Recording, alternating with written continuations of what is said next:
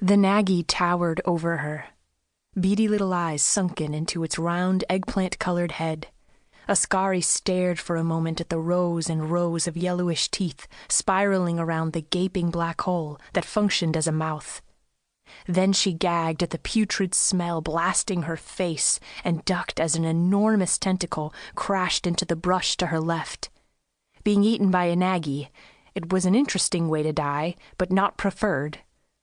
As the monster roared, Askari dove to the right and landed on her elbows, a long, slimy tentacle whipping past her left ear. She rolled under a bush and then dragged herself upright. She needed to find Shuja, and fast. Alone, there was no way she could kill it.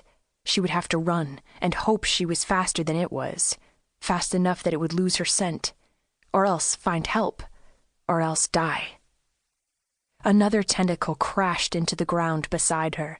Bracing herself with one arm, she reached out her other hand, grasping her knife, and sliced as deeply into the Nagi's flesh as she could. Black blood gushed from the wound, and the Nagi let out a loud shriek, pulling the tentacle back abruptly, away from Askari. She launched herself forward and took off through the forest, ducking under tree branches, leaping over bushes, feet pounding against the earth. Her heart thundered in her chest. A bow and quiver bounced on her back, useless against such thick skin. The Nagi would never stop following her. She knew that.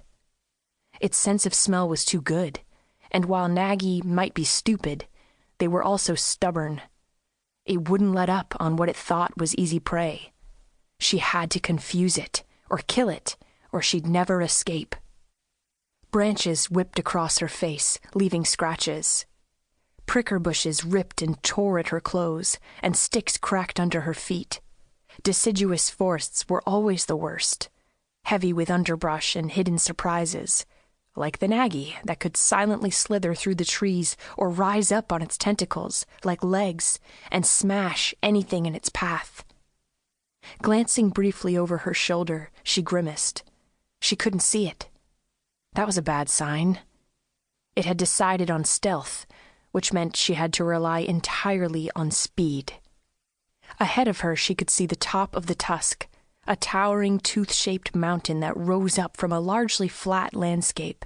It was covered with old pines and rock faces, and at this time of the summer, tiny white and yellow flowers ran down in streaks as if someone had dumped cans of paint at the top.